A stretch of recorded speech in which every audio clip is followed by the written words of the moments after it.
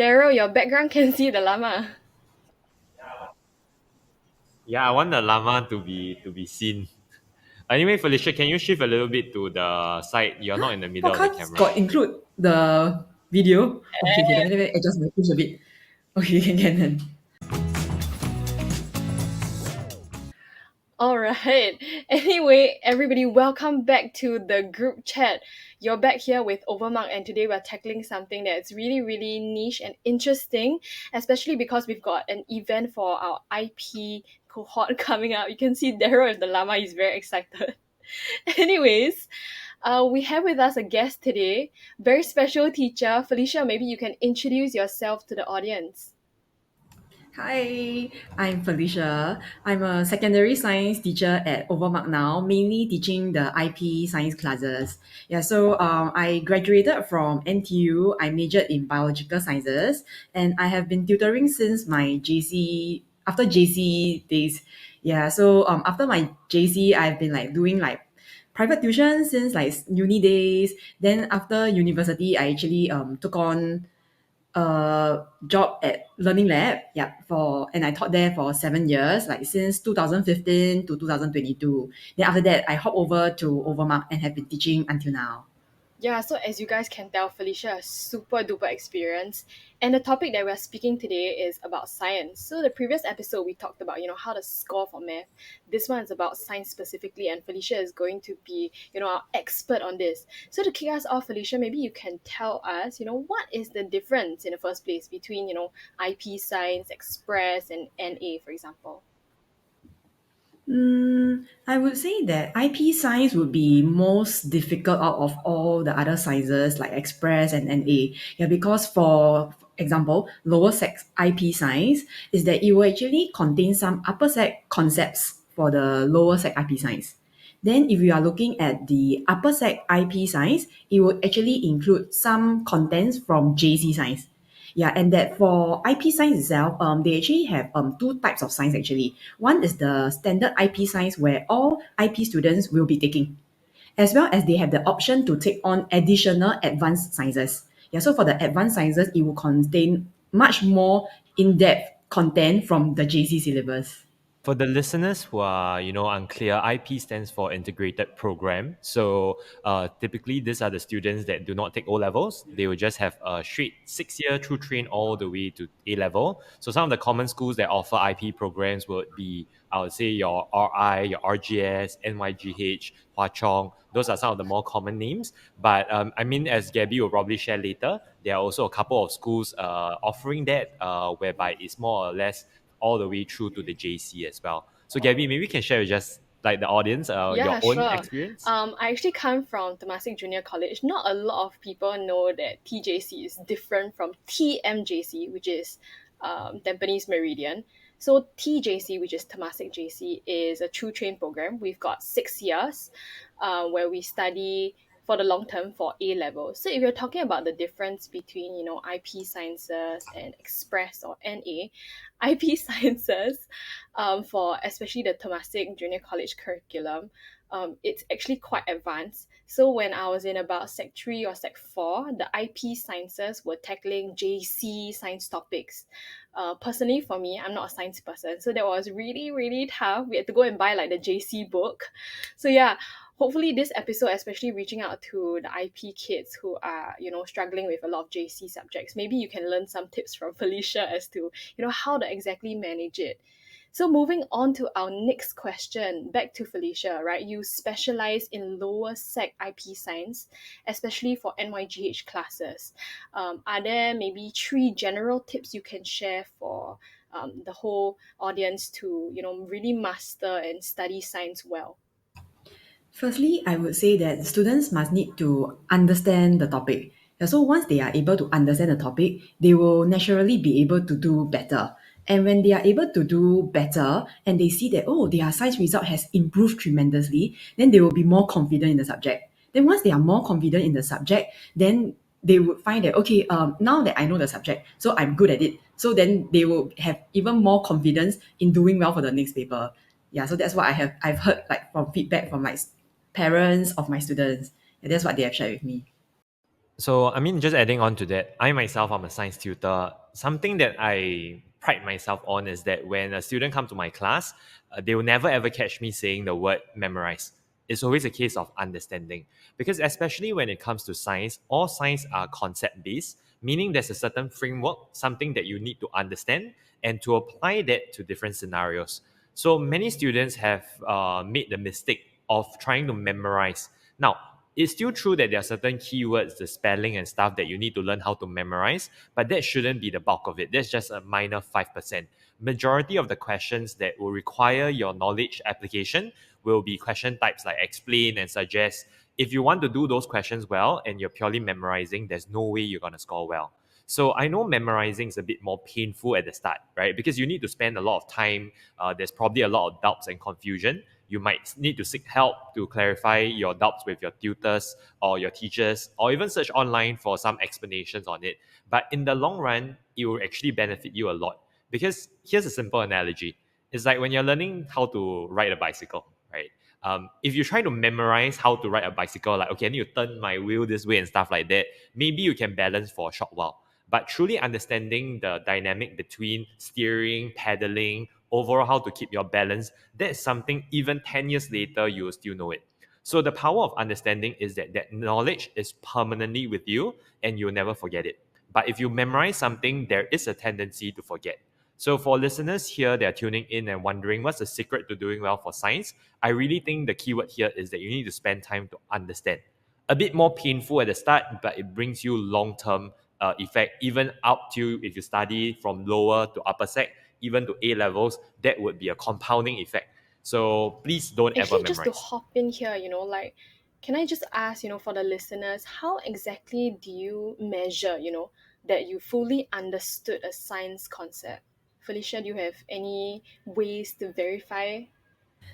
One way it would be through, like for example, in class when teacher asks the question, if the student is able to answer, this also shows that the student can understand. And that also through written work where you can see like whether you are able to get it right or not. Yeah, so if you are able to answer correctly, that means you understand. Another way it would be like, usually students are shy to ask teacher directly, so they tend to like ask their table mate. Yeah, so if they were to ask their table mate and the table mate is able to explain, that means the friend is able to understand. So that's one way you can also see whether you understand or not through like peer teaching. Yeah. And wanted to add on one thing Oh, is that that usually I personally, because I'm a teacher, so I find that usually my students has this fear of like asking questions. So wanted to like also let the audience know that for students, do try to ask the teacher's question. And even if the teacher asks you the question, if you answer wrongly, just answer. It's okay. Why? Because as teachers, we are not only looking out for correct answers. As teachers, we are also looking out for wrong answers so that we know that okay, maybe this certain concepts you don't quite understand. Yeah, so maybe me as a teacher, I can change my direction in explaining. So maybe I can explain from another angle. So hopefully you will be able to better understand. Yeah, because like if it's a lesson where the student don't ask any question and I teach and teach, I also couldn't quite gauge whether will the are the students understanding me? Yeah, so if the students are asking question and I realize, oh, actually this part I should maybe perhaps slow down or maybe explain in greater detail. Yeah, that will also help us on teacher side to be able to conduct a more effective lesson. I mean, I would really like to double down on what Felicia has just mentioned because even internally in Overmark, through our training program, all our tutors are taught the same thing, which is to actually encourage questions in class. I know sometimes in school, especially for a much larger class setting, there are tendencies for your school teacher to shut you down when you ask a question. But honestly, that is not really the most conducive learning environment. Why? Because it's through the process of asking questions and getting your doubts clarified that is how you actually learn. However, please understand that in school setting there might be constraints. Your teacher might have certain timeline to meet, right? Because they need to move forward with the class, so they might not be able to address all of your questions. But if you're here at Overmark, I promise you, you will never ever find a tutor saying, "Hey, why you ask the question? Stupid question." None of that, because there's truly no question that is stupid. If there's a question, it's always something that you're trying to fish for a bit more understanding. Even if it's a clarification, is good as well. And a lot of times we find students asking fantastic questions, which helps the entire class learn it as well. So I will need you all to really move away from the thinking and the framework that, oh, I if I ask question, I will sound stupid. there's truly no stupid question. It only shows a case of the students actually engaged and they are keen to learn. So I'd say one very big one is to never ever be afraid to ask questions. But you need to be very clear here. If the teacher already say 2 to 3 times on the same point and you ask again, that means you weren't listening. All right. So there's actually a bit of a difference there. But even then, we will still answer your question. All right. That's our role as teachers, as educators. Now, the original question was, how do you check for understanding? For me, I have a very simple one. If you can explain it to somebody else confidently, it means you know your shit. Right. So back to what Felicia has mentioned in terms of the peer learning aspect, that's something we do encourage as well in the classroom. So whenever we do questions or when we are having a mini quiz in class, we actually allow the students to discuss with their table mate or in a group to figure out how to solve a question and whether they truly understood a concept. So very simple way to test yourself is that imagine you're explaining this to somebody that haven't learned the concept before. And if you're able to explain it in a way that they can understand as well, it probably means you understand that content deeply. If you can't or if you're struggling, it means that maybe your mastery is only about 50 or 70% there. You probably want to spend a little bit more time making sure that you're very clear about every single aspect. So I'll say that that's something to look forward to test yourself in your understanding. Yeah, thanks Felicia and Daryl for chiming in on that. We will leave you guys to digest everything as we give Daryl a few ways to play with his llama. Just kidding. Anyway, we'll hit for a commercial break and we'll see you in the second half. Hi everyone, if this is your first time tuning into our podcast, welcome. OVERMUGGED is one of Singapore's fastest growing secondary and JC tuition brand. We're located all across Singapore, including locations like Kovan, Bukit Timah, and Marine Parade. If you're curious about the learning experience here at OVERMUGGED, sign up for a free trial lesson anytime. And with that, back to the podcast. All right, and welcome back, everybody, from the commercial break. So, the next question is a little bit more specific. So there are different subjects that you are studying, for the IP, math, English, especially science. So, what skills, are specific for the mastery of science? Felicia?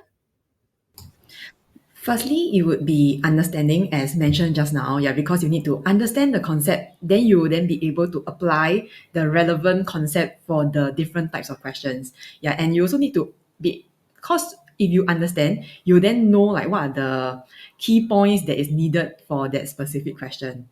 Yeah, then secondly, I would say is like answering techniques. Yeah, so there are actually skills in how you answer questions. Yeah, so there are like usually at my lessons like at Overmark, usually I will actually teach students on like the answering technique. Like for example, like if there's a graph questions, then you will need to like cite data. So usually whenever I ask my class, so whenever you all see table or graph, then what do you need to do? So my class usually can automatically tell me that, oh, need to cite data, for example. Yeah, then as well as like if it's like open-ended questions, so sometimes I will also provide them like the standard template answer, yeah, because some questions are very commonly tested and the answers are usually around the same. Yeah, so they will usually refer to my notes like a Bible like that. So they will just refer and then when they write it in, then they will be able to score full marks for that open-ended question. But of course, there are still application questions, calculation questions. All these mainly need understanding of the concept so that they will then be able to identify the correct formula to apply and do the calculations out. Yeah, I think especially when it comes to sciences, there needs to be an understanding that there's actually different question types itself. And different question type will require different application.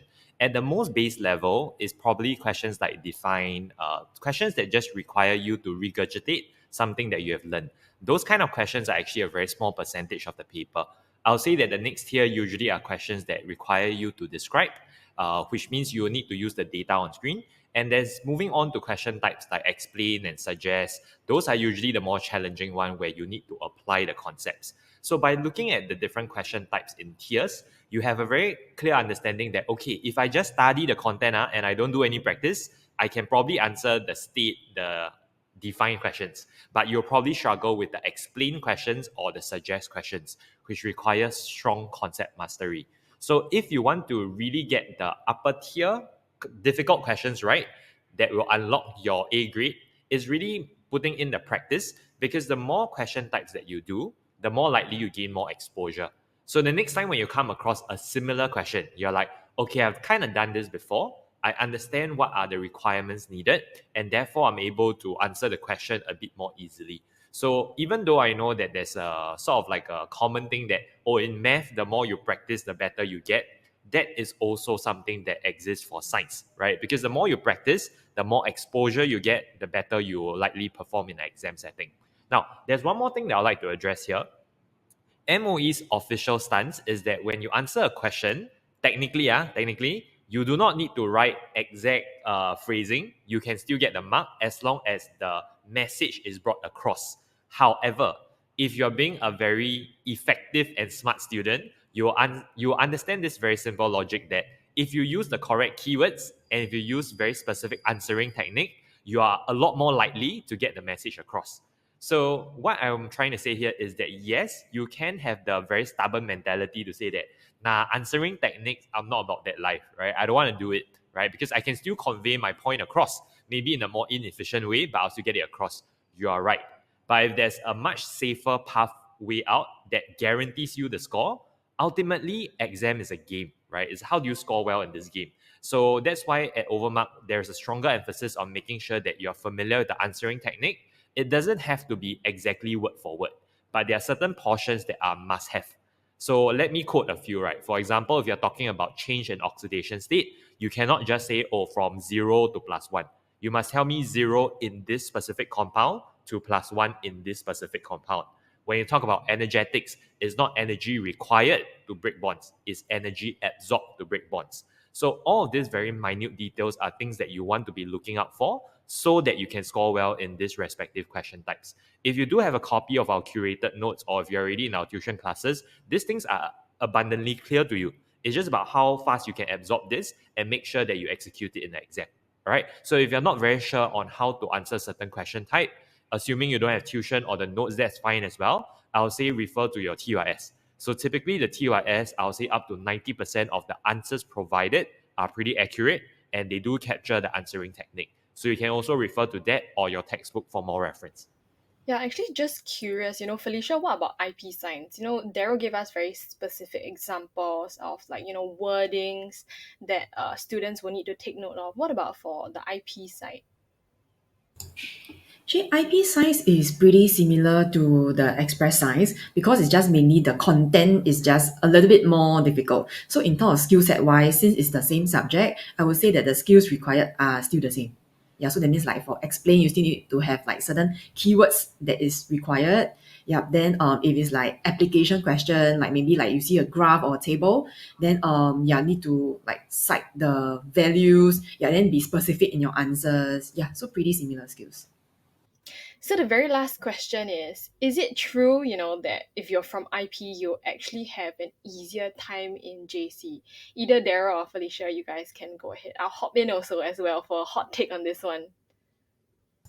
Okay, so I would feel that the IP students do actually have a slight edge when they go on to JC is because they do learn some of the JC content when they were in upper sec. But of course, this depends on which type of science you take. So if you are taking like the normal IP science where all students are taking, the entire cohort is taking, that would I would say is just a tiny bit of advantage because they only cover like maybe about one chapter or maybe like just certain concepts of 2 to 3 topics. So I would say that the content that they have learned in the JC science syllabus when they were in upper sec is actually not that much. Yeah, it's very, very little. It's more of like an I would say more like an exposure to let them know, okay, so what this is like you will be learning in JC. But as compared to students who opt to take the advanced subjects, like the advanced math or advanced sciences, this would have a much more significant difference because they really do learn many chapters of the JC syllabus.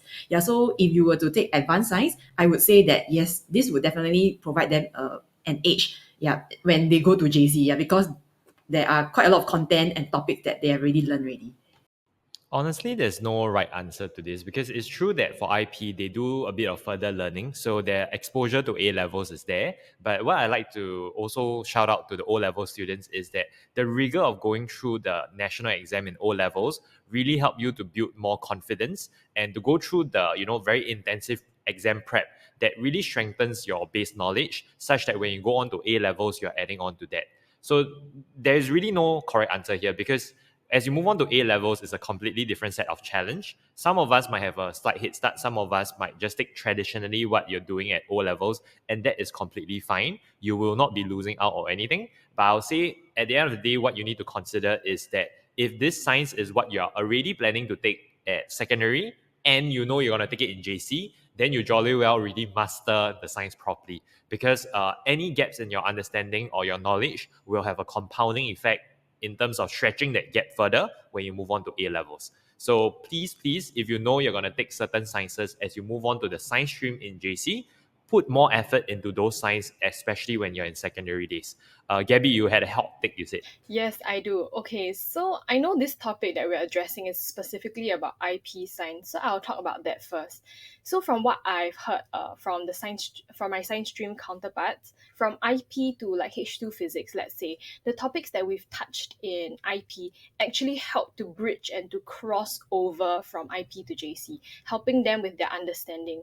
But that is just for the science stream. For the arts stream, actually, you'll realize that the subjects that you take in IP for arts don't help you to bridge over to the JC art stream. So if you guys are curious about, how to survive the JC art stream, you can let us know as well. You can have like a one sentence thing to sum up how you feel for today's podcast. So I think the main thing I would like to shout out to all students is this.